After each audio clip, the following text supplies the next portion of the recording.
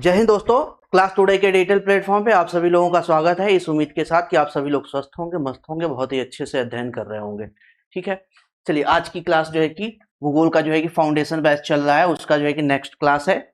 Last class में हमने सूर्य के बारे में देखा था, है ना। सूर्य के सतहों के बारे में हमने देखा था और सूर्य के सतह के बारे में डिस्कस करते हुए मैंने आपको बताया था कि सूर्य के सतहों को दो स्तर पे देखते हैं, एक तो बाह्य स्तर, दूसरा जो है कि आंतरिक स्तर। बाह्य स्तर पे देखते हैं तो बाह्य स्तर पे भी आपको तीन स्तर देखने को मिलता है ना। इसमें आपका प्रकाश मंडल है, वर्ण मंडल है और कोरोना है या किरीट जिसे बोलते हैं, इसके बारे में हमने प्रॉपर देखा था। वैसे ही सेम हम आंतरिक जो है कि संरचना में, तो आंतरिक संरचना में हम तीन स्तर देखे थे, कोर, संवहन मंडल और आपका विकिरण मंडल और संवहन मंडल। ये तीन स्तर हमने वहां पे देखा था। इसमें मैंने आपको ये भी बताया था कि जो किरीट है, किरीट को हम क्राउन ऑफ द सन कहते हैं। क्या कहते हैं? क्राउन ऑफ द सन कहते हैं। ये दिखता कब है? तो सूर्य ग्रहण के समय। पूर्ण जब सूर्य ग्रहण लगता है तो उसी समय आपका ये सूर्य का जो मुकुट या क्राउन ऑफ द सन, किरीट वाला पार्ट दिखता है। उसी समय मैंने आपको ये भी बताया था कि जो आपका हीरक वलय है, यानी कि जो आपका वर्णमंडल है, वर्णमंडल भी कब दिखाई देता है आपका? तो वर्णमंडल भी जब आपको पूर्ण सूर्य ग्रहण लगता है, पूर्ण सूर्य ग्रहण लगता है, उसी समय आपका ये वर्णमंडल भी प्रदर्शित होता है। और ये सूर्य के चारों तरफ एक पतली रिंग के फॉर्म में जो है कि दिखता है, रिंग के फॉर्म में दिखता है, इसीलिए हम इसे हीरक वलय बोलते हैं। ऐसा देखने में लगता है कि उस समय संरचना ऐसी दिखती है कि जो ऐसा सूर्य मानो जो है कि कोई रिंग की तरह है, अंगूठी की तरह है, उसके बीच में कोई काले जो है कि नग या काला जो है कि पत्थर या कोई हीरा जो है कि जड़ा हुआ है, तो इसीलिए उसे हीरक वलय बोलते हैं। हीरक वलय पहली बार जब ये पूछा गया था कि हीरक वलय किससे संबंधित है या हीरक वलय क्या है, तो लोगों को समझ में नहीं आया था, क्योंकि वह थोड़ा सा कठिन हिंदी का प्रयोग कर दिया गया था। वही अगर आप इंग्लिश वाला पार्ट देखते डायमंड रिंग, तो डायमंड रिंग अगर आप देखते, हीरक वलय को अंग्रेजी में डायमंड रिंग बोलते हैं। तभी मैंने आपको बताया कि सूर्य ग्रहण के समय जो सूर्य का दृश्य है कुछ ऐसा दिखता है मानो एक रिंग के बीच में कोई काले जो है कि पत्थर या काला जो है कि कोई नग या हीरा जो है कि जड़ा हुआ है, इस तरीके से दिखता है, इसलिए उसे हीरक वलय या डायमंड रिंग की संज्ञा दी गई है। ये दोनों कब दिखाई देते हैं? पूर्ण सूर्य ग्रहण के समय दिखाई देते हैं। ये सारी बातें हमने लास्ट क्लास में कर ली थी। मैंने आपको वहां पे सौर ज्वाला, सौर मंडल, सौर ज्वाला के बारे में, उसके बाद जो है कि आपको दोनों ध्रुवों पर जब सौर ज्वाला टकराती है वायुमंडल से पृथ्वी के, तो वहां पे ज्योति उत्पन्न होती है। ज्योति यानी कि एक तरीके से लाइटनिंग होती है। लाइटनिंग जैसे आप इंटरनेट वगैरह पे देखेंगे ना, इंटरनेट वगैरह पे देखेंगे तो आपको लाइटनिंग वाला स्ट्रक्चर आपको दिख जाएगा, आराम से दिख जाएगा। तो जो आपको दक्षिणी ध्रुव पे दिखता है लाइटनिंग, उसे बोलते हैं ऑरोरा ऑस्ट्रियोलिस, और हिंदी में कहते हैं कुमेरु ज्योति। हिंदी में क्या बोलते हैं? कुमेरु ज्योति बोलते हैं। जबकि जो आपका उत्तरी ध्रुव पे है, उत्तरी ध्रुव पे जो दिखता है उसे ऑरोरा बोरियोलिस बोलते हैं, और हिंदी में उसे सुमेरु ज्योति बोलते हैं। ये सारी बातें हमने कर ली थी। विसिल के बारे में, सिटी के बारे में भी मैंने बताया था, टेम्परेचर के बारे में बताया था कि जो आपका सौर आंधी है, सौर आंधी निकलती है या सतह से, उसका टेम्परेचर 6000 डिग्री सेंटीग्रेड के आसपास है, जो वापस लौट के गिरती है उसका 1500 के आसपास होता है। हालांकि आयोग लेवल पर जाएंगे तो 1500 से 4500 के बीच में आपको ये डाटा याद रखना पड़ता है। ये सारी बातें हमने लास्ट क्लास में कर दी है, ठीक है। अब आज के क्लास में जो हमको देखना है वो देखना है अन्य खगोलीय पिंड। जैसे सूर्य, हमने सौरमंडल देखा, तो सौरमंडल देखा, तो सौरमंडल में अभी हमने क्या देखा?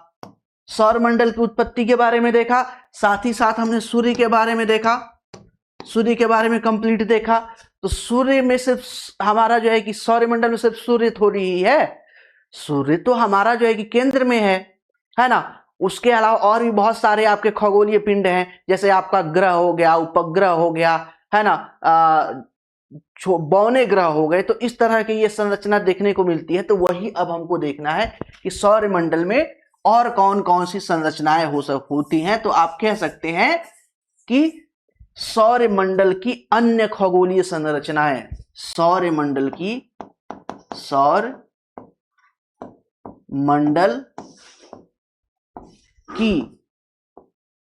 या के अन्य खगोलीय पिंड के अन्य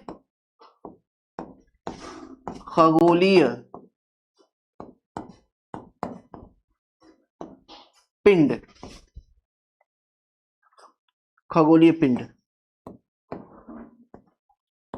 अन्य खगोलीय पिंड, इसको हमको फटाफट देखना है। अब इसमें जब हम देखते हैं तो इसमें हमें 3 कैटेगरी देखने को मिलती है। इसमें कितनी कैटेगरी देखने को मिलती है? 3 कैटेगरी।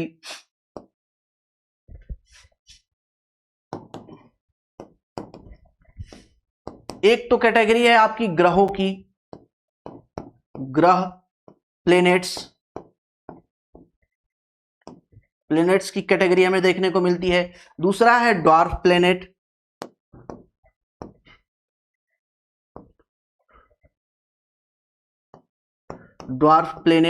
है ना, बौने ग्रह जिसे बोलते हैं, बौने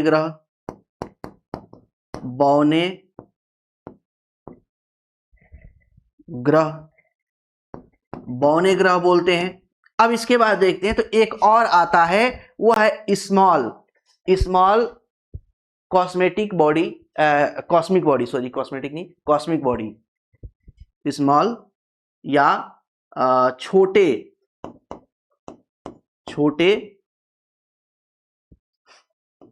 सौरमंडलीय पिंड या खगोलीय पिंड,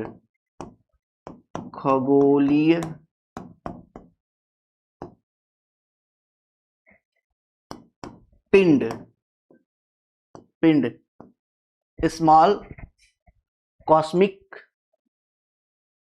बॉडी, ठीक है, स्मॉल कॉस्मिक बॉडी। अब इसमें देखते हैं तो इसमें हमें 8 प्लेनेट मिलते हैं। कितने प्लेनेट मिलते हैं? 8 प्लेनेट मिलते हैं। पहले 9 थे। अब क्लास में, आज ही के क्लास में मैं आपको यह भी बताऊंगा कि एक्चुअली जो 9 थे वो कम क्यों हुए, हैं, कम होने का कारण क्या है ना। 9 से 8 कैसे हो गया, आज के जैसे आगे बढ़ेंगे तो उसमें हम वहां पे देखेंगे। तो इसमें हमने क्या देखा, 8 प्लेनेट है। 8 प्लेनेट में सबसे पहले आप इसको याद भी रख सकते हैं ना, आप इसको ऐसे याद भी रख सकते हैं कि 8 प्लेनेट अच्छा चलो पहले प्लेनेट लिख देते हैं। 8 प्लेनेट में सबसे पहले है आपका बुध यानी मरकरी, दूसरा है आपका शुक्र यानी वीनस, और तीसरा है आपका अर्थ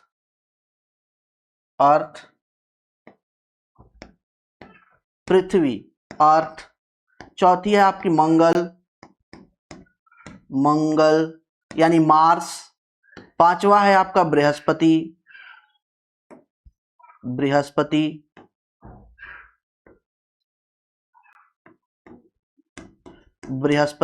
इसे अंग्रेजी में बोलते हैं जुपिटर। नेक्स्ट है आपका शनि, सैटर्न। नेक्स्ट है आपका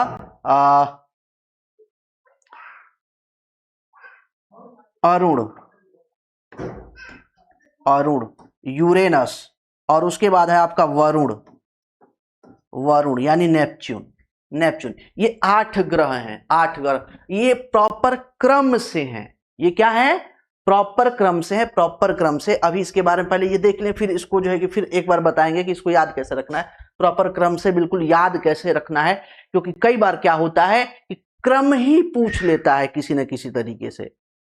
जैसे मान लीजिए पूछ लिया आपसे कि बुध और मंगल के बीच में कौन से ग्रह हैं, इस तरीके से हो गया। या इस तरीके से पूछा हुआ है कि जुपिटर जो है कि कोई एस्टेरॉयड बेल्ट किन 2 जो है कि ग्रहों के बीच में है।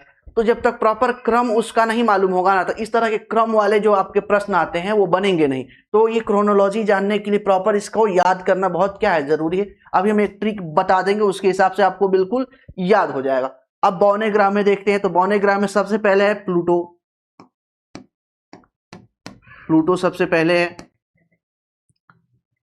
प्लूटो सबसे पहले है ना, जिसको अंग्रेजी में से यम बोलते हैं, अंग्रेजी में से सॉरी हिंदी में से यम बोलते हैं, अंग्रेजी में से प्लूटो बोलते हैं, ठीक है। उसके बाद सेरॉन है, सेरॉन है, सेरॉन, सेरॉन के बाद देखते हैं तो सीरियस है या साइरस है, साइरस, साइरस, साइरस है। नेक्स्ट देखते हैं तो आपको UV 313 है, UV 313 है, 13 है। उसके बाद देखेंगे तो आपको एरीज,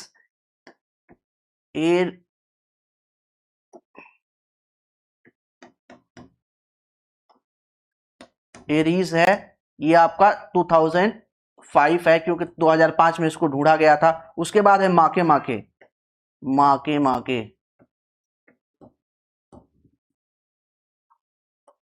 माके माके, ये भी आपका 2005 में ही इसको क्या किया गया था, ढूंढा गया था। तो उसी के अकॉर्डिंग ये जो है कि आपको नाम याद रखना है।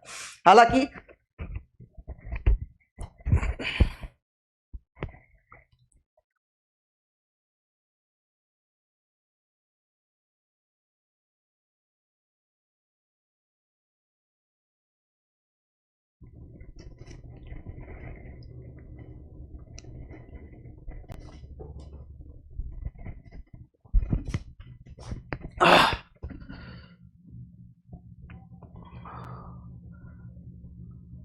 तो इसमें आप देखते हैं ये आपके बौने ग्रह है। बौने ग्रह में 3 ये इंपॉर्टेंट है, यही 3 क्या है, इंपॉर्टेंट है, यही सबसे ज्यादा पूछे जाते हैं। बाकी ये 3 तो करंट अफेयर से रिलेटेड, ऐसा कोई नया अगर जो है ना बौना ग्रह ढूंढ लिया गया छोटा सा पिंड तो उसे हो सकता है पूछ लेने, तो ये बहुत कम पूछने की आशा है। ये ज्यादा पूछता है प्लूटो, सेरॉन और साइरस के बारे में जो है कि पूछता है, ठीक है। इसी तरीके से छोटे खगोलीय पिंडों के बारे में देखते हो। सबसे पहले हमें देखने को मिलता है एस्टेरॉयड, एस्टेरॉयड देखने को मिलता है।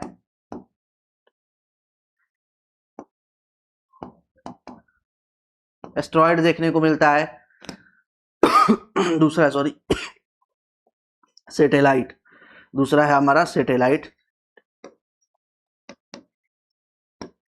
Satellite, satellite. तीसरा है कॉमेट, कॉमेट। चौथा है मेटियोर, मेटियोर, मेटियोर्स। और पांचवा है मेटियोरॉइड।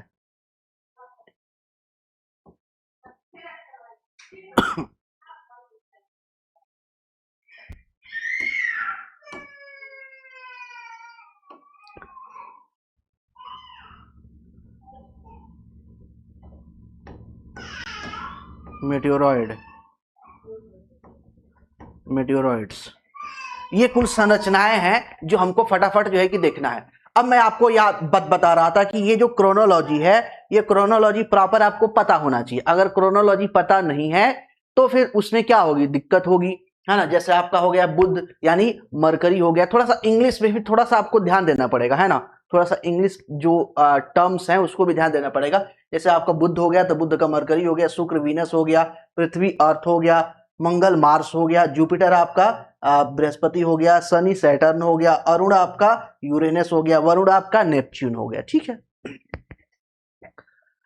अब इसको याद रखना है तो आप लिख सकते हैं कि माई वेरी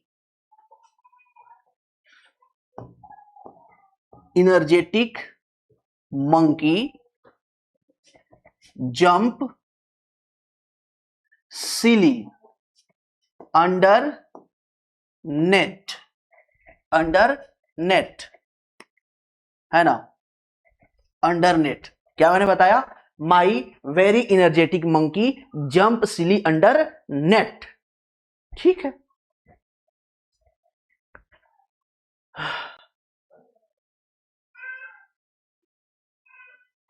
ओके, तो एम से हो जाएगा मरकरी यानी बुध हो जाएगा, एम से मरकरी यानी बुध हो जाएगा। वी से क्या हो जाएगा, वीनस यानी शुक्र हो जाएगा। ई से अर्थ यानी पृथ्वी हो जाएगी। पृथ्वी। M से मार्स यानी मंगल हो जाएगा, मंगल हो जाएगा। जुपिटर से मतलब हो जाएगा आपका बृहस्पति।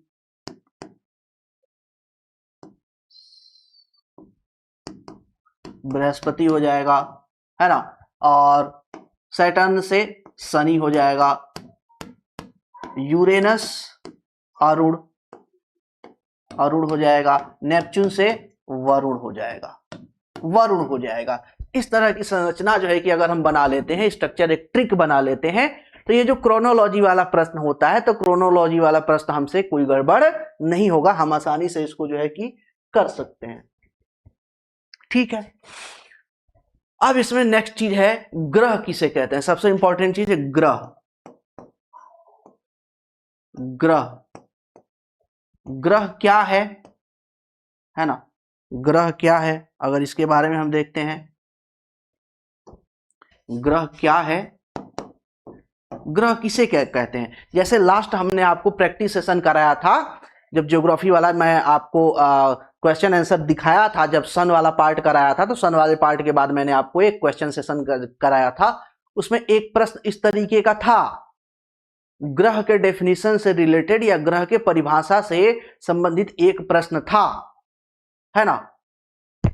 ठीक है, वो प्रश्न क्या था, वो प्रश्न यही था कि निम्नलिखित में से कौन सा ऐसा बॉडी है जो जिसके पास ऊर्जा और आपका प्रकाश नहीं होता है, फिर भी वो क्या होता है, चमकता है। तो वो ग्रह है जिसके पास ऊर्जा और प्रकाश न होते हुए भी क्या होता है, चमकता है। वहां पे ग्रह हमने वहां पे देखा था।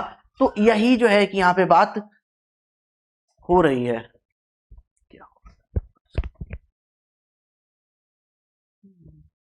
ठीक है,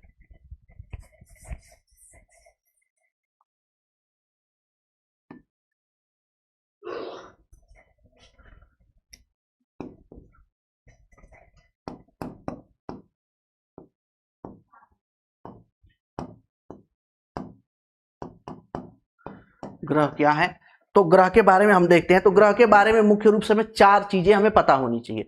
उस चार चीजों में से दो चीजें बहुत इंपॉर्टेंट है जो आपको पता होनी चाहिए। अगर दो चीजें जो है कि बस जानने के लिए है, तो सबसे पहले हम क्या देखते हैं कि ग्रह के बारे में सबसे पहली चीज देखते हैं कि ग्रह के पास ना तो हीट होता है ना तो प्रकाश होता है ना।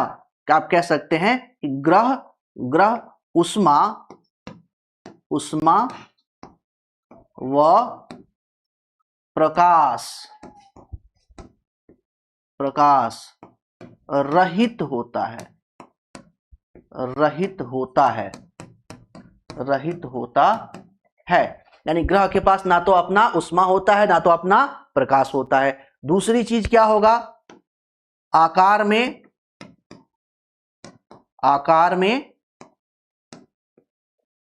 बड़ा होगा,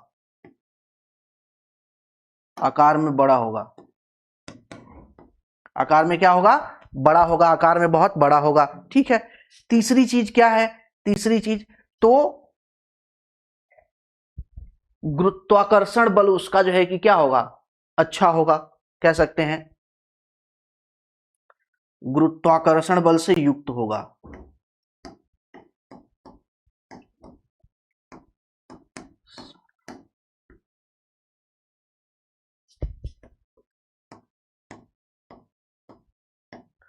बल से युक्त होगा, गुरुत्वाकर्षण बल से क्या होगा, युक्त होगा। यानी कि उसमें गुरुत्वाकर्षण बल निहित होगा ही होगा। ठीक है। अब देखो ये जो ऊपर वाला दो पार्ट है ना, ये वाला जो दो पॉइंट है, ये सामान्य तौर पे जानने वाली चीज है, जानने वाली चीज है। ठीक है, सॉरी नहीं, इससे तो प्रश्न ऑलरेडी पूछा हुआ है। ये जो एक वाला पॉइंट है, दो वाला आकार में बड़ा होगा, ये सामान्य सा पॉइंट है। ठीक है, आकार में बड़ा होगा, गोलाकार होगा, ये ठीक है। आगे चलते हैं। नेक्स्ट जो ये सबसे इंपॉर्टेंट जो देखते हैं यहाँ पे, तो सबसे इंपॉर्टेंट देखना आ जाता है कि सूर्य के चारों तरफ एक निश्चित पथ पे परिक्रमा करेगा। क्या बात है, सबसे टेक्निकल पॉइंट है, सबसे टेक्निकल और सबसे इंपॉर्टेंट पॉइंट है कि सूर्य के चारों तरफ एक निश्चित पथ पर परिक्रमा करेगा, है ना। क्या है, सूर्य के चारों ओर सूर्य के चारों ओर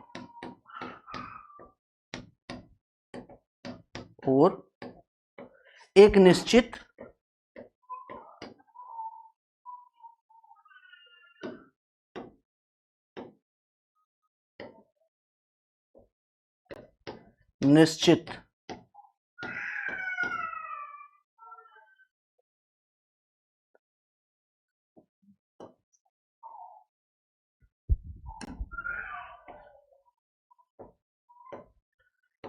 निश्चित पथ पर परिक्रमारत परिक्रमा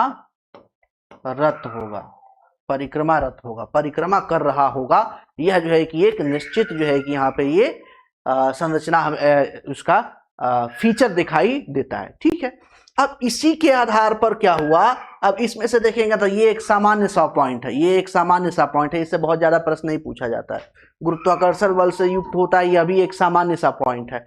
मोइन जो है कि उष्मा और प्रकाश रहित होता है फिर भी चमकता है। चमकने का कारण क्या है? चमकने का कारण क्या है कि भाई सूर्य तो अस्त कब, जैसे हम पृथ्वी पे कहते हैं सनराइज सनसेट, यानी कि सूर्य उदय और सूर्य अस्त, जबकि रियलिटी क्या है, सूर्य कभी अस्त होता ही नहीं है। जब हमारे दूसरे साइड सन चला जाता है तो हमें नहीं दिखाई देता, तो हमको लगता है कि अस्त हो गया, जबकि ये रियलिटी है कि सूर्य कभी अस्त नहीं होता है, लगातार प्रकाश जो है कि निकालता रहता है, उष्मा आपका निकालता रहता है। क्यों? क्योंकि सूर्य एक तारा है। ये सारी बातें हमें आज यहां तक के क्लास में क्लियर हो चुकी हैं। इसका मतलब ये हुआ कि अगर हो सकता है हम जिस पृथ्वी के जिस भाग पे हैं वहां पे सूर्य का प्रकाश नहीं पड़ रहा है, लेकिन ब्रह्मांड में या आकाश में और जब जाएंगे सौरमंडल में तो अन्य जो ग्रह अलग अलग हैं उन पे प्रकाश पड़ेगा, और उन पे प्रकाश पड़ेगा तो वहां से रिफ्लेक्शन होगा लाइट का, और रिफ्लेक्शन होगा तो वो चमकेगा तारे की तरह, ऐसा लगेगा कि वह क्या है, चमक रहा है। जैसे आसान भाषा में देखिए, चाहे वो ग्रह हो चाहे वो उपग्रह हो, जैसे आपका चंद्रमा है तो चंद्रमा का अपना प्रकाश थोड़ी है, वो तो उपग्रह है, वो तो ग्रह भी नहीं है, लेकिन फिर भी चमकता है, हमें चमकता हुआ व्हाइट जो है कि प्रतीत होता है। और कभी कभी तो इतना चमकता है कि मिडनाइट में कभी आप उठ जाइए, आधी रात को कभी आपको नींद खुल जाए, अगर आपने घड़ी नहीं देखा, आज तो मोबाइल का जमाना है, तो सबसे पहले उठते ही इंसान मोबाइल देखता है ना, चलाना होता है, चेक करना होता है किसका मैसेज आया है, किसका गया है, नहीं गया, सीन हुआ है, नहीं हुआ है, क्या हुआ है, ग्रीन टिक है, ब्लू टिक है, कैसा टिक है, तो ये चेक करना होता है। तो सबसे पहले क्या करता है, मोबाइल देखता है। अब पहले के जमाने में मोबाइल था नहीं, तो सामान्य तौर पे अगर कोई व्यक्ति घड़ी या मोबाइल नहीं देखता है तो मिडनाइट में कभी इतनी चंद्रमा की लाइट नहीं होती है कि इंसान को भ्रम हो जाता है कि दिन हो गया, सुबह हो गया, है ना, सूर्य निकलने वाला है, लोग निकल के भागने लगते हैं। कई बार हमें ही भ्रम हुआ है रात में, इतना जो है कि लाइट। तो उसी तरीके से चंद्रमा जैसे चमकता है, जैसे चंद्रमा चमकता है, हमारे यहाँ रात है, लाइट हमारे यहाँ सूर्य का नहीं पड़ रहा है, रात है, लेकिन चंद्रमा पे पड़ रहा है, तो वहां पर रिफ्लेक्शन हो रहा है, तो वो हमें ऐसा लग रहा है कि चंद्रमा चमकता हुआ प्रतीत हो रहा है। वैसे ही सेम जो है कि प्रतीत होता है कौन, ग्रह, सेम हमें प्रतीत होता है कि चमक रहा है, लेकिन ग्रह का अपना, ना तो ग्रह का ना तो उपग्रह का अपना जो है कि लाइट यानी कि प्रकाश और उष्मा नहीं होती है। ठीक है, सामान्य तौर पे यह एक सामान्य सी अवधारणा है। गुरुत्वाकर्षण अधिक होता है, और एक चीज ये है कि सूर्य के पथ के चारों ओर फिक्स जो है कि निश्चित जो है कि पथ में क्या करे, परिक्रमा करे। अब इसी कारण से हुआ क्या, अभी मैंने आपको बताया कि पहले 9 ग्रह थे, 9 ग्रह में से अभी कितने हो गए, 8 ग्रह हो गए। कारण क्या है, कारण यही है कि जैसे हमारे समाज में अराजक तत्व होते हैं क्या, खिड़की से, है ना, खिड़की से, और क्या कहते हैं जो भी थोड़ा सा विंडो है ना, वेंटिलेशन के लिए, उससे दूसरे के घर में ताका झांकी करने हैं, तो दूसरे के जो है घर में ताका झांकी करते हैं, मामला हो जाता है गड़बड़, फिर झगड़ा होता है, पकड़ के कूट दिए जाते हैं, और पकड़ के जब कूट दिए जाते हैं तो समस्या हो जाती है, उन्हें बुरा लगता है। क्यों? और कई बार यही दोहरा दिए तो आपका समाज से बहिष्कार हो जाएगा। सेम वैसे ही समझिए, सेम वैसे ही समझिए कि जो प्लूटो है, जो यम है, इसका अपना निश्चित पथ नहीं था। यह जो है कि नेपच्यून के पथ को क्रॉस कर रहा था। तो क्रॉस कर रहा था तो साइंटिस्टों ने देखा कि भाई इसका तो अपना कोई पथ ही नहीं है, तो ये ग्रह किस श्रेणी में आएगा ही नहीं, ये एक तो उपग्रह है, उपग्रह है ना, उपग्रह है। तो समझ, अब इससे दिक्कत ये है कि कभी अभी हो सकता है कि नेपच्यून और यम की टकराहट ना हो, लेकिन कभी एक टाइम आएगा, हो सकता है दोनों आपस में टकरा जाए, जब एक दूसरे के क्रॉस जो ऑर्बिट है उसे क्रॉस कर रहे हैं। तो जैसे आपने साइंस में न्यूटन पढ़ा होगा, एटम पढ़ा होगा, एटम के बीच में आपका क्या होता है, न्यूक्लियस, सॉरी, न्यूक्लियस होता है। न्यूक्लियस के चारों तरफ इलेक्ट्रॉन क्या करते हैं, बहुत तेज गति से एक फिक्स पथ पे या ऑर्बिट में मूव करते हैं। वैसे ही आप समझ लीजिए कि सन क्या है, न्यूक्लियस है, इसके चारों तरफ ग्रह उपग्रह क्या कर रहे हैं, परिक्रमा कर रहे हैं, बिल्कुल इलेक्ट्रॉन की तरह, है ना। अब ये बात आपके माइंड में क्लियर हो गई होगी। थोड़ा सा चाहे तो देख सकते हैं, पता नहीं अब ऑनलाइन यहाँ पे खुलेगा कि नहीं खुलेगा, थोड़ा सा देख सकते हैं, है ना। आपको मैं दिखा देता हूँ, 1 मिनट रुक जाओ।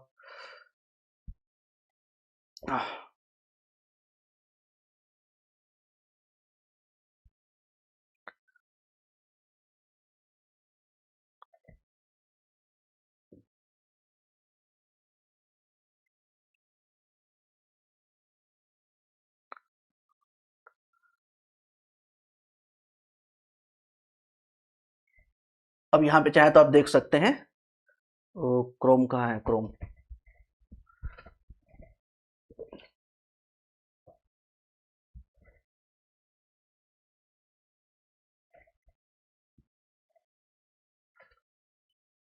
Solar system.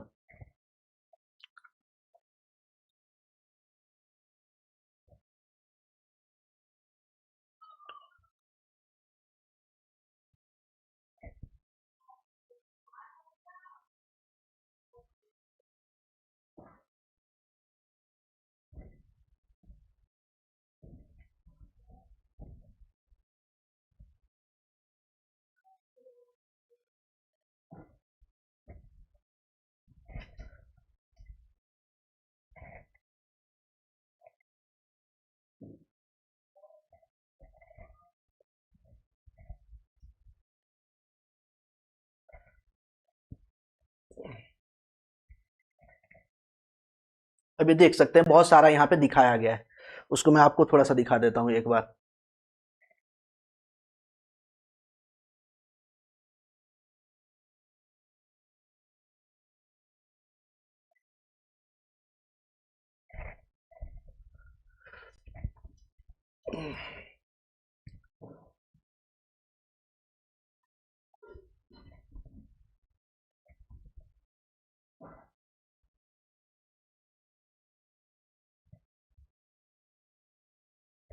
अब ये देखिए सोलर सिस्टम आपको चलते हुए बिल्कुल दिख रहा होगा, दिख रहा है। ये सन जो है कि बिल्कुल सेंटर में जो है कि क्या है, जैसे एटम होता है ना, एटम, एटम के सेंटर में क्या होता है, न्यूक्लियस होता है, न्यूक्लियस के चारों तरफ इलेक्ट्रॉन मूव करते हैं। वैसे ही ये न्यूक्लियस की तरह सेंटर में क्या है, आपका सन है, सेंटर में सन है। इसके चारों तरफ देखेंगे तो ये ग्रह जो है कि आपके अन्य जो है कि ग्रह, यहाँ पे बहुत सारे ग्रह क्या कर रहे हैं, इसके परिक्रमा कर रहे हैं, इसके परिक्रमा कर रहे हैं। सेम टू सेम थोड़ा सा एक और एंगल से मैं आपको दिखाना चाहता हूं थोड़ा सा, तो एक और कोई एंगल है यहाँ पे,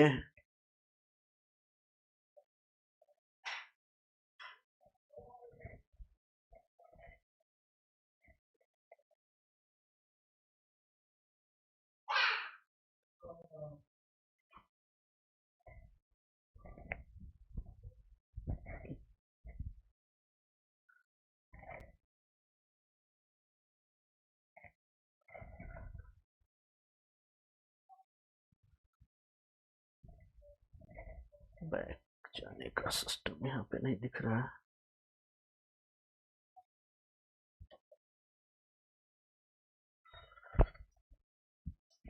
ठीक है, एक और एंगल थोड़ा सा देखते हैं ना। ओ, अब ये देखिए, ये देखिए थोड़ा सा, ये मैं आपको दिखाना चाह रहा था, ये देखिए थोड़ा सा। अब इसमें कैसे, इसमें पूरा क्लियर होगा, पूरा क्लियर होगा कि कैसे, जितना हम अभी तक डिस्क्राइब करते हैं ना कि हमारा दीर्घ वृत्ताकार में जो है कि क्या होता है, पृथ्वी जो है कि दीर्घ वृत्ताकार में सूर्य के चारों तरफ जो है कि चक्कर लगाती है। अब यहाँ पे ये देखिए, ऐसा कोई और क्लियर है क्या? नहीं, सेम तो है, सब सेम है, कोई दिक्कत नहीं है।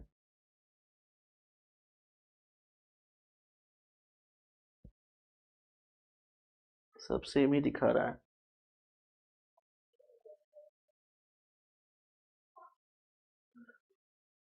अब ये देखिए, ये सन जो है कि क्या कर रहा है, सन बहुत तेज गति से मतलब मैंने आपको बताया था कि लगभग 250 किलोमीटर पर सेकंड के स्पीड से, बहुत ही फास्ट स्पीड से क्या करता है, गैलेक्सी के चारों तरफ जो है चक्कर लगाता है। और इसी के साथ साथ ये हमारे ग्रह भी जो है कि इसके चारों तरफ क्या हो रहे हैं, चक्कर लगा रहे हैं, दीर्घ वृत्ताकार कक्षा में इसी के जो है कि चारों तरफ चक्कर लगा रहे हैं। तो इस तरीके से पूरा जो है कि अभी हम साइड से देख रहे हैं, ये हम क्या दे रहे हैं, साइड से देख रहे हैं। तो साइड से देखते हैं तो कुछ ऐसा हमारा जो है कि सोलर सिस्टम दिखता है। और जबकि मैंने एक इससे पहले जो दिखाया था, तो ये मान लीजिए कि आप ऊपर से देख रहे हैं, ऊपर से देख रहे हैं, ये आपका साइड से दिख रहे हैं। तो ये दो तरीके से लुक आपको अगर देखते हैं तो पूरा आपका सोलर सिस्टम का जो है कि माइंड में एक क्लियर पिक्चर जो है कि बन जाता है। ठीक है, तो चलिए फटाफट जो है कि अब वापस चलते हैं यहां से।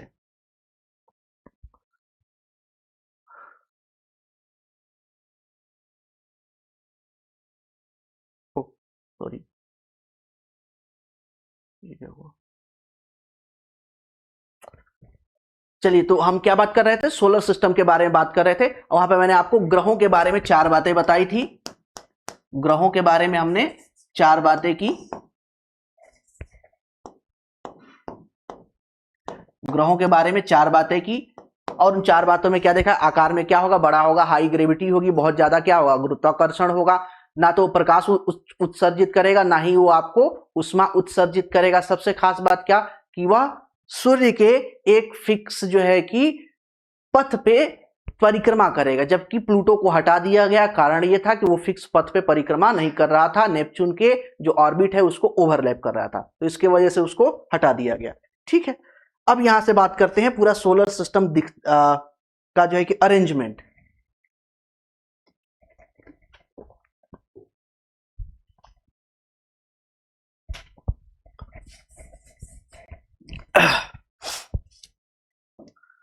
अब सोलर सिस्टम थोड़ा सा डिटेल में इसको देखते हैं। ये है हमारा प्यारा सन, दिख रहा है नहीं दिख रहा है? ये है हमारा प्यारा सन।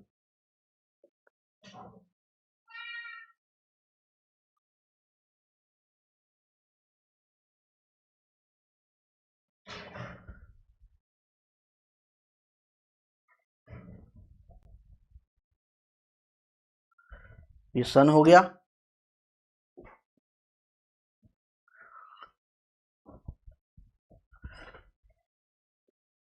सन हो गया। अब यहां पे अरेंजमेंट कैसा दिख रहा है,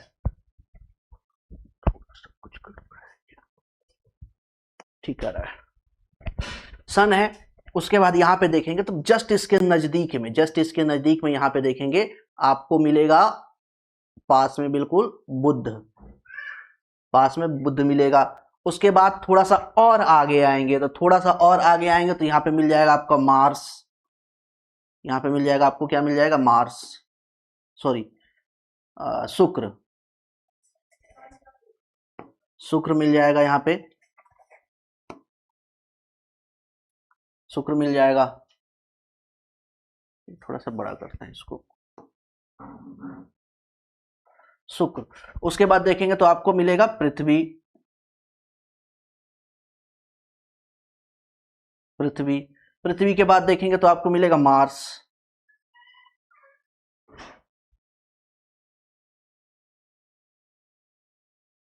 ठीक है, मार्स है ना। अब मार्स के जस्ट बाद देखेंगे, तो मार्स के बाद देखेंगे तो यहां पे एक तरीके से आपको, यहां पे एक तरीके से आपको डिवाइडर मिलता है। डिवाइडर, जैसे डिवाइडर होता है, रोड में डिवाइडर होता है, वैसे यहां पे एक तरीके से बेल्ट होती है। एस्ट्रॉयड के जो है कि क्या होती है, बेल्ट होती है, एस्ट्रॉयड की बेल्ट होती है, बेल्ट।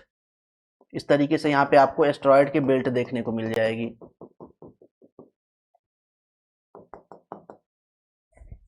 इतना चौड़ाई की जरूरत क्या है? एस्टेरॉयड की एक बेल्ट यहाँ पे हमें देखने को मिलेगी।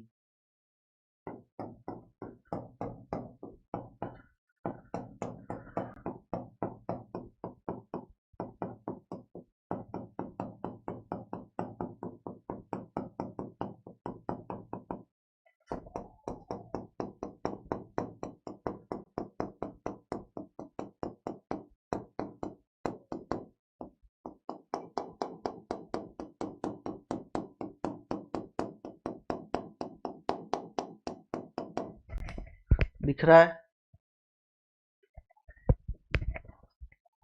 दिख रहा है, ओके ठीक है।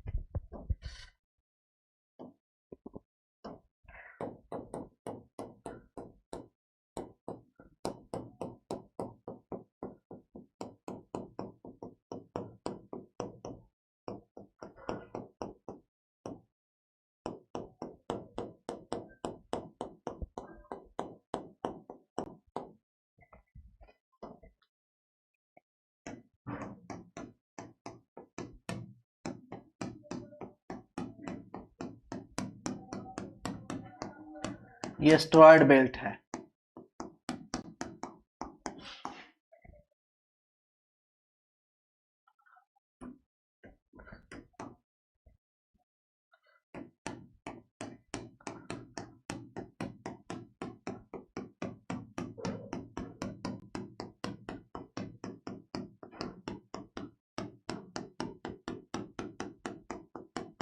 अरे यार ऐसा नहीं होगा, ठीक है।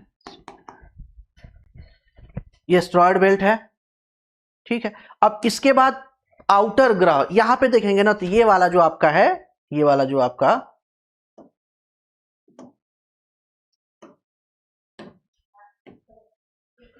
ये वाला पार्ट देखेंगे तो एक तरीके से ये बिल्कुल सेपरेट पार्ट है और ये बिल्कुल सेपरेट पार्ट है।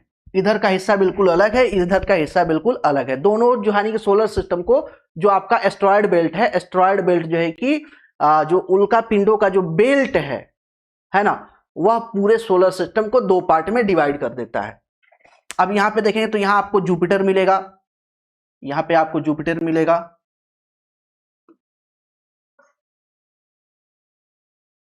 जुपिटर। जुपिटर के जस्ट जो है कि बगल में आपको क्या मिलेगा, सैटर्न मिलेगा, सैटर्न मिलेगा। सैटर्न के बाद यहां पे देखेंगे तो आपको यूरेनस मिलेगा, यानी कि अरुण मिलेगा। थोड़ा सा इसको छोटा करते हैं, ज्यादा बड़ा हो गया।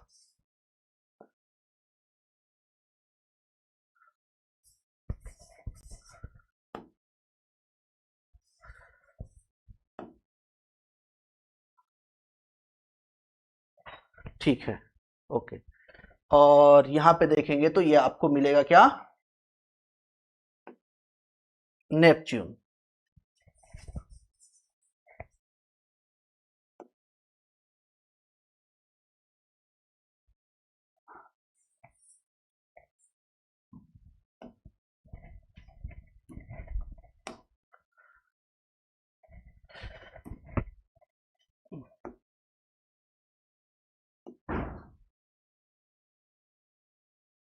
नेपच्यून मिलेगा।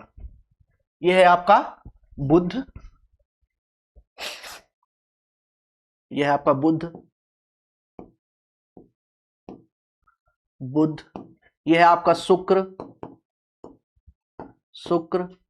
पृथ्वी, पृथ्वी के बाद देखेंगे मंगल, मंगल, ठीक है। मंगल के बाद जस्ट देखेंगे तो आपको मिल जाएगा क्या, मंगल के बाद देखेंगे तो जस्ट मिलेगा आपका बृहस्पति, बृहस्पति। बृहस्पति के बाद देखेंगे यहां पे आपको मिलेगा शनि,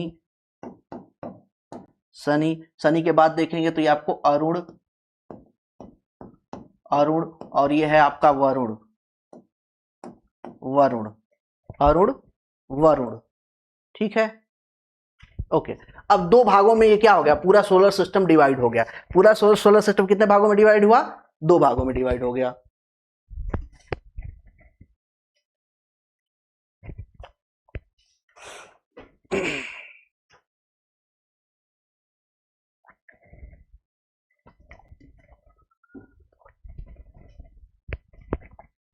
इसे बोलते हैं आंतरिक ग्रह। इसे क्या बोलते हैं? आंतरिक ग्रह। इसे बोलते हैं आंतरिक ग्रह।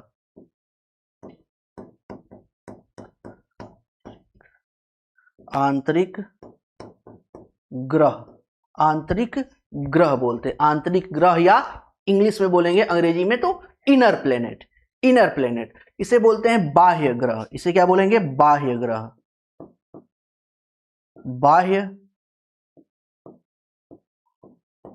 ग्रह, बाह्य ग्रह, या इसे अंग्रेजी में बोलते हैं आउटर प्लेनेट। क्या बोलते हैं? Outer planet. ठीक है, अब इसमें एक एक पे चर्चा कर लेते हैं। थोड़ा सा एक चीज और बात कर लेते हैं।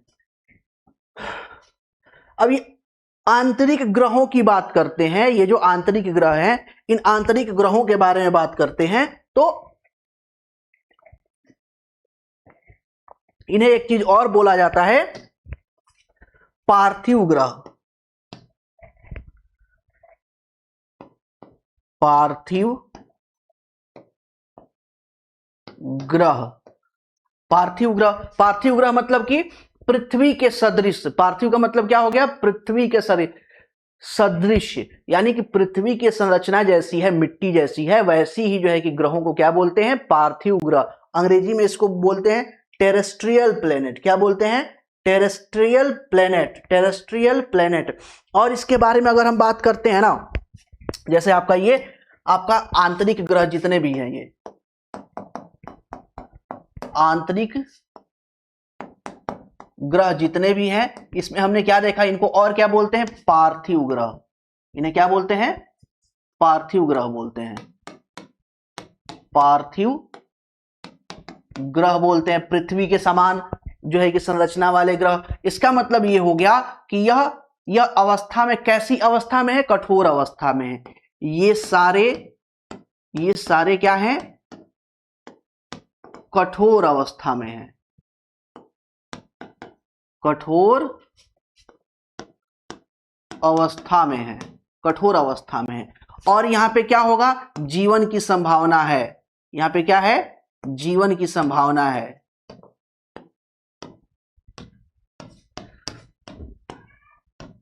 संभावना है। इसीलिए इसके लिए टर्म एक यूज करते हैं, गोल्डीलॉक जोन। गोल्डीलॉक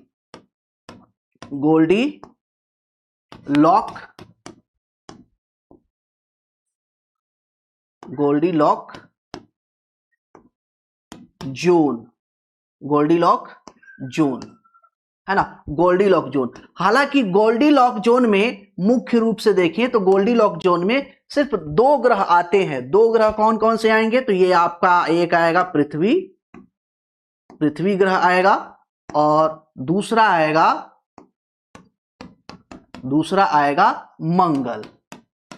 मंगल। यानी कि अगर सौरमंडल में जीवन की संभावना है तो जीवन की संभावना कितने ग्रहों पर है? सिर्फ 2 ग्रहों पे है। कौन कौन से? पृथ्वी ग्रह पे है और मंगल ग्रह पे है। इसीलिए देखेंगे ना, तो जब हम डिटेल में थोड़ा सा जाएंगे तो ये भी देखेंगे कि जो मंगल ग्रह है, मंगल ग्रह पर ही मानव मिशन का सर्वाधिक मिशन गया है। जिस भी देश को स्पेस में आपको बेसिकली जो है कि आपका ग्रहों पे रिसर्च करना होता है, अध्ययन करना होता है, तो मुख्य रूप से वह मंगल पे क्या करते हैं? मंगल पे अपना मिशन भेजते हैं। अभी तक देखेंगे तो बहुत सारे देश हैं, 3-4 देश हैं, 5 देश हैं, ऐसे देश हैं जो आपके मंगल पे ग्रह जो है कि किसी न किसी तरीके से, या तो किसी के मदद से, या तो अपने आप अपनी क्षमता के से वहां पे पहुंच चुके हैं, किसी न किसी तरीके से वहां पे अभियान अपना सक्सेसफुली, सफलतापूर्वक वहां पे भेज चुके हैं। हालांकि भारत भी इसमें जो है कि शामिल है। भारत भी अपना जो है कि आपका 5वां मिशन, यानी कि 5वां देश बना है जो मंगल पे अपना अभियान भेजा है। अब उसके बारे में थोड़ा सा आगे डिटेल में जानेंगे, अब यहाँ पे बहुत ज्यादा डिटेल में नहीं जानते। तो गोल्डीलॉक जोन, यानी कि ऐसे प्लेन, गोल्डीलॉक जोन, जब भी कभी आपसे कोई पूछे गोल्डीलॉक जोन का मतलब क्या हुआ, मतलब ये हुआ वह ग्रह जहां पे जीवन की संभावना है वो क्या होंगे? गोल्डीलॉक जोन में। हालांकि सामान्य तौर पे बुक्स वगैरह में पढ़ेंगे तो ये आपको दिखा दिया जाता है कि जो आंतरिक ग्रह हैं, आंतरिक ग्रह मुख्य तौर से गोल्डीलॉक जोन में आते हैं, लेकिन गोल्डीलॉक जोन कह दिया जाता है, लेकिन प्रमुखता से अगर टेक्निकली देखें तो पृथ्वी और मंगल ही सिर्फ गोल्डीलॉक जोन में आते हैं, क्योंकि शुक्र और बुध पे जो है कि किसी प्रकार के जीवन की संभावना नहीं है। ये बात यहां पे बात की जाती है। अब यहां पे देखिए ये सारे कठोर हैं, कठोर हैं तो कठोर है तो हमें क्या देखने को मिलेगा, ये सारे जब कठोर हैं तो हमें एक चीज और देखने को मिलेगा, ये सब जो है कि इनका घनत्व तो क्या है, ज्यादा है, इनका घनत्व तो क्या होगा, ज्यादा होगा, इनका घनत्व ज्यादा होगा, घनत्व क्या होगा, ज्यादा होगा। एक चीज और गौर करने वाली है कि इनमें देखेंगे ना तो इनमें आपको या तो सैटेलाइट है नहीं, यानी कि उपग्रह है, इन बहुत सारे जो ग्रह हैं उनके उपग्रह नहीं है, या तो फिर ऐसे ग्रह हैं जिनके एक आध दो या बहुत लिमिटेड जो है कि उपग्रह हैं। तो यानी कि या तो उपग्रह नहीं है, या तो उपग्रह नहीं है या कम उपग्रह है। उपग्रह है, और कम उपग्रह है से क्या मतलब है, मतलब यह है कि आउटर प्लेनेट के तुलना में कम उपग्रह हैं। ठीक है, ये सारी बातें क्लियर हो गई। तो अब ये सारी बातें क्लियर हो गई तो अब पीछे फिर से चलते हैं। ये पार्थिव ग्रह, ये सारी बातें मैंने आपको बता दिया है, अब इसको यहां पे हटा देते हैं ताकि जरूरत पड़े तो हम इसको यूज कर सकें यहां पे।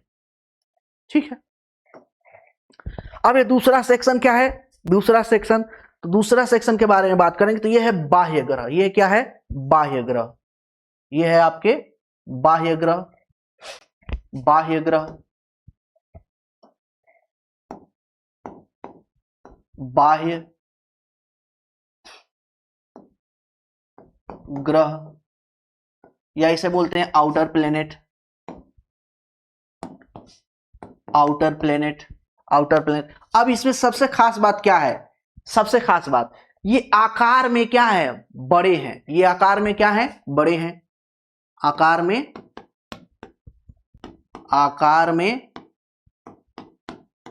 बड़े हैं। अब आकार में बड़े हैं, देखिए ये छोटा सा पॉइंट लग रहा है कि ये क्या जरूरत है जानने की। मान लीजिए आप एग्जाम में बैठे हैं, आप पूछ दिया आपका निम्नलिखित में से कौन सा ग्रह बड़ा है, सबसे बड़ा है, ये पूछ दिया।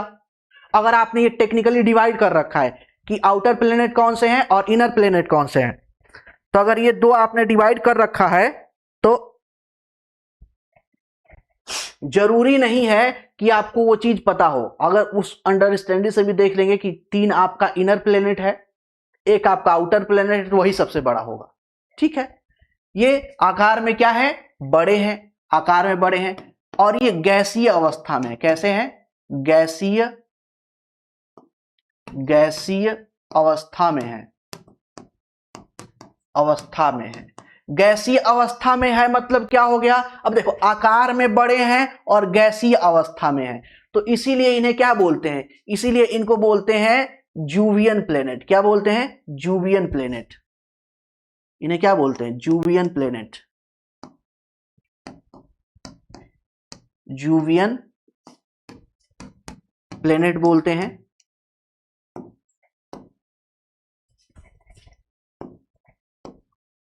जूवियन प्लेनेट,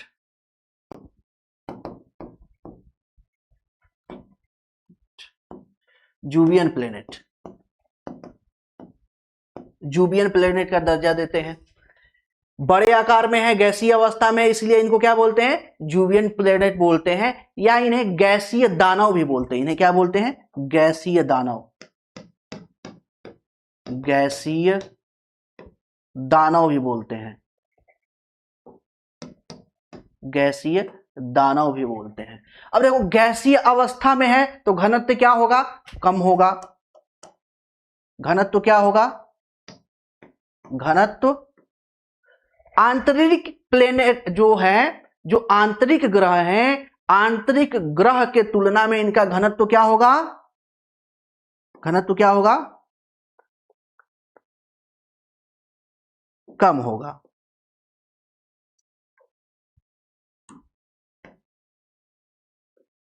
घनत्व कम होगा, घनत्व कम है। किसके तुलना में कम है? आंतरिक ग्रहों की तुलना में कम है, आंतरिक ग्रहों की तुलना में कम है। ठीक है, अब खास बात और क्या है, सभी ग्रहों के पास बड़ी मात्रा में उपग्रह हैं, सभी ग्रहों के पास, सभी ग्रहों के पास बड़ी मात्रा में उपग्रह हैं।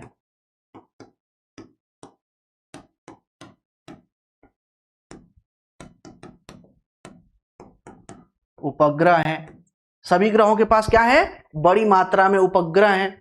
एक और खास बात, सभी ग्रहों के पास रिंग है, रिंग यानी वलय है। सभी ग्रहों के पास, सभी ग्रहों के पास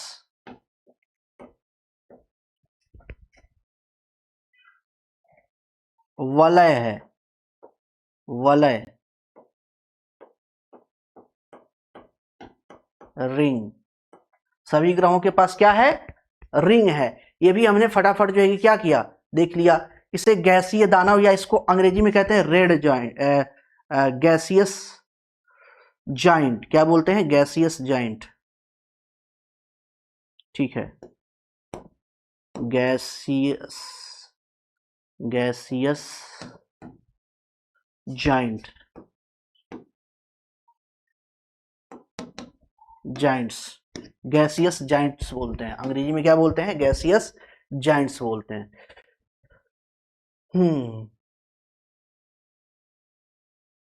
हो गया। ये जो है कि आउटर प्लेनेट की विशेषता है। ये क्या है? आउटर प्लेनेट की विशेषता है। ये आपके आंतरिक ग्रह यानी इनर प्लेनेट की विशेषता है। ये आपके क्या है? आंतरिक बाह्य ग्रह की विशेषता है। ये दोनों की विशेषताएं फटाफट जो है कि हो गई। अब फिर यहां पे आ जाते हैं, अब इसको फटाफट देख लेते हैं।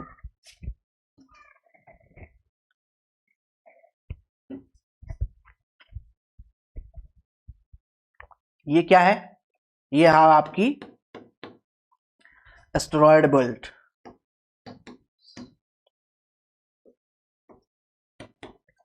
एस्टेरॉयड बेल्ट, एस्टेरॉयड बेल्ट है। अब एस्टेरॉयड बेल्ट किसके किसके बीच में है? तो बृहस्पति और मंगल के बीच में है। एस्टेरॉयड बेल्ट किसके किसके बीच में है? बृहस्पति और मंगल के बीच में है ना? अब इसको ऐसा काम करते हैं ना कि इसको यहीं तक रहने देते हैं, क्योंकि जब शुरू करेंगे ना, इसको शुरू करेंगे तो फिर एक ही क्लास में होगा तो ज्यादा क्लियर होगा। एक ही क्लास में होगा तो क्या होगा? ज्यादा क्लियर होगा। तो छोटी छोटी चीजें और एक आध दो चीजें जो है कि हम छोटी छोटी चीजें देख लेते हैं। ठीक है,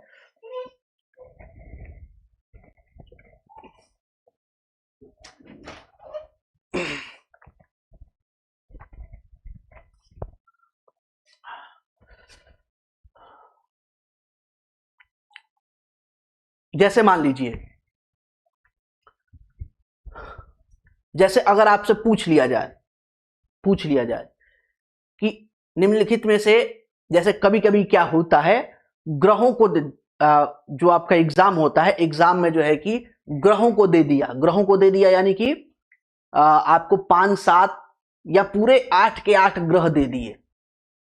ठीक है, और 8 ग्रह देने के बाद आपसे कह देगा कि इसको आकार के घटते हुए क्रम में या आकार के बढ़ते हुए क्रम में इसे क्या कीजिए? अवस्थित कीजिए या व्यवस्थित कीजिए। ठीक है, तो यहां पे जब आकार के घटते या बढ़ते हुए क्रम में व्यवस्थित करने की बात कर देता है, व्यवस्थित करने की बात कर देता है, तो एक चीज हमेशा याद रखिए कि इसमें कोई भी बदलाव नहीं होगा। चाहे घटते हुए क्रम में आपसे पूछे या आपसे जो है कि बढ़ते हुए क्रम में पूछे, किसी भी क्रम में ये पूछता है तो यहां पर किसी भी तरह का कोई भी बदलाव नहीं होगा। कोई भी बदलाव यहां पे हमें देखने को नहीं मिलता है। ठीक है, तो अब यहां पे ध्यान देने वाली बात यह है कि यहां पे कोई बदलाव नहीं होगा। जैसे मान लीजिए कि आपको कह दे कि आप घटते हुए क्रम में लिखिए, आकार के घटते हुए क्रम में, आकार के घटते हुए क्रम, घटते हुए क्रम में, घटते हुए क्रम में। तो आउटर प्लेनेट जो है कि same to same as it is रहेंगे, एज इट इज रहेंगे, कोई दिक्कत नहीं होगी। ये आपका सबसे पहले क्या हो जाएगा, ये आपका बृहस्पति हो जाएगा, बृहस्पति हो जाएगा।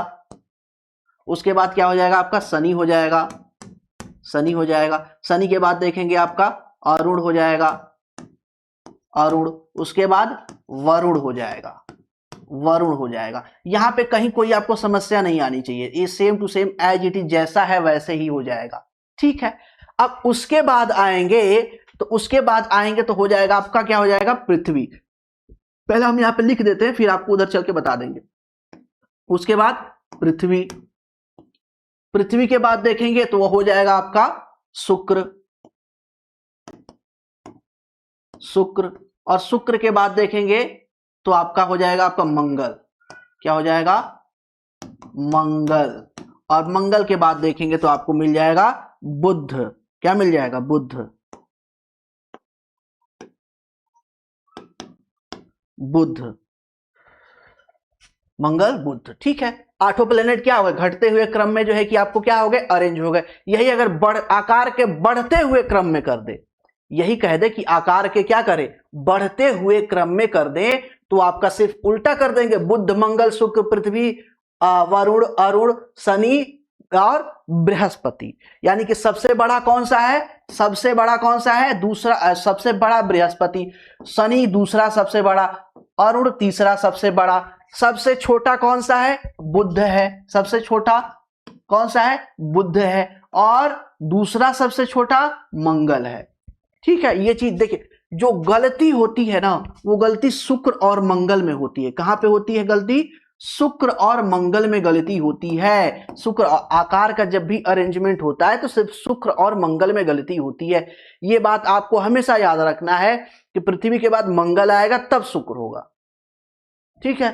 तो ये पृथ्वी के बाद क्या हुआ, शुक्र आया, सॉरी, पृथ्वी के बाद क्या हुआ, शुक्र आया सबसे बड़ा, उसके बाद क्या आया, मंगल आया, उसके बाद आया, ठीक है। तो इस चीज को थोड़ा सा ध्यान रखना है। जैसे मैंने आपको ये फिगर बनाया हुआ है, तो यहां पे भी बिल्कुल मैंने सेम आपको दिखाया हुआ है, सेम ऐसे दिखाया हुआ है कि आंतरिक ग्रह में सबसे बड़ा पृथ्वी, उसके बाद शुक्र, उसके बाद मंगल, उसके बाद बुध। इसी हिसाब से मैंने इसको अरेंजमेंट किया है। सेम जो है कि यहाँ पे देखेंगे, सेम अरेंजमेंट आपको यहाँ पे भी देखने को मिलेगा, कहीं कोई समस्या आपको देखने को नहीं मिलेगी, ठीक है।